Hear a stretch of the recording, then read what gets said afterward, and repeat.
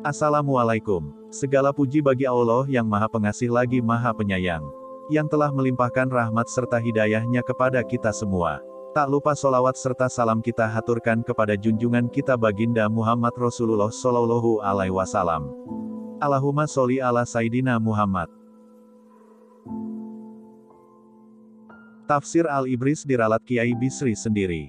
Kiai Haji Bisri Mustafa dikenal sebagai seorang kiai pengarang yang menulis beberapa buah kitab, khususnya dalam bahasa Jawa, di antaranya, yang cukup terkenal adalah Tafsir Al-Ibris.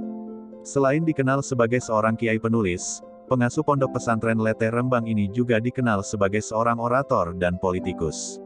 Sepeninggal Kiai Haji Bisri, Kiai Haji Mustafa Bisri atau Gusmus puteranya, mengaku mengalami suatu kejadian menarik yang sulit diterima akal pada umumnya. Diceritakan, Gusmus kedatangan seorang tamu dari Cirebon, nama tidak dicatat, yang menyampaikan pesan Kiai Haji Bisri kepada dirinya. "Anda Gusmus?" tanya tamu dari Cirebon itu. "Ya, saya Mustafa," jawab Gusmus. Orang itu kemudian menyampaikan pesan yang baru saja diterimanya dari Kiai Haji Bisri Mustafa menyangkut karya besar dia, Tafsir Al-Ibris. Kiai Bisri berpesan agar Anda mengoreksi surat Al-Fat karena di situ ada sedikit kesalahan. "Kapan Anda ketemu dia?" "Kemarin, di Cirebon." Ketika Gusmus memberitahu bahwa Kiai Haji Bisri telah meninggal hampir 40 hari yang lalu, orang itu amat terkejut dan lunglai. Sesudah itu, Gusmus segera datang ke Kudus, menemui Kiai Haji Abu Amar dan Kiai Haji Arwani, yang dipercaya penerbit Menara Kudus sebagai pentasyih korektor. Informasi yang disampaikan orang dari Cirebon itu benar, ternyata, dalam surat Al-Fat terdapat satu kesalahan kecil, yang lolos dalam beberapa kali koreksi.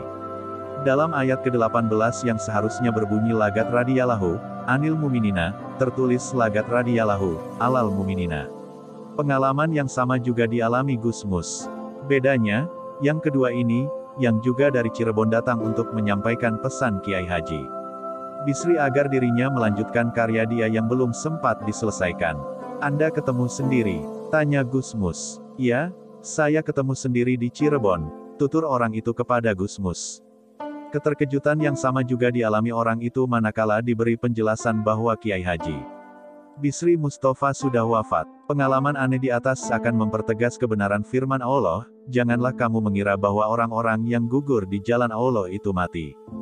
Bahkan, mereka itu hidup di sisi Tuhannya dengan mendapat rezeki." OS Ali Imran 31:169, di jalan Allah, bukan berarti harus berperang. Sebaliknya, menyebarkan ajaran-ajaran agama Islam juga masuk dalam kategori itu. Seseorang yang telah meninggal dunia memang telah kembali ke alam baka. Akan tetapi, bagi orang-orang tertentu yang telah mencapai kedekatan dengan Tuhannya dikarenakan amal ibadah dan tingginya spiritualitas mereka, kematian hanyalah fenomena duniawi belaka. Sesungguhnya, orang-orang yang telah dekat dengan Tuhan, mereka bukannya meninggal, namun masih tetap hidup. Hanya saja, mereka pindah ke alam lain.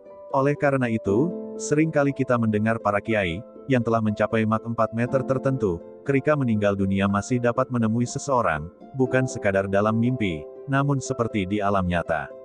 Hal ini juga terjadi pada Kiai Haji Muntaha Al-Hafiz Wonosobo dan beberapa kiai lainnya. Ya, itu memang karomah dari sang kiai.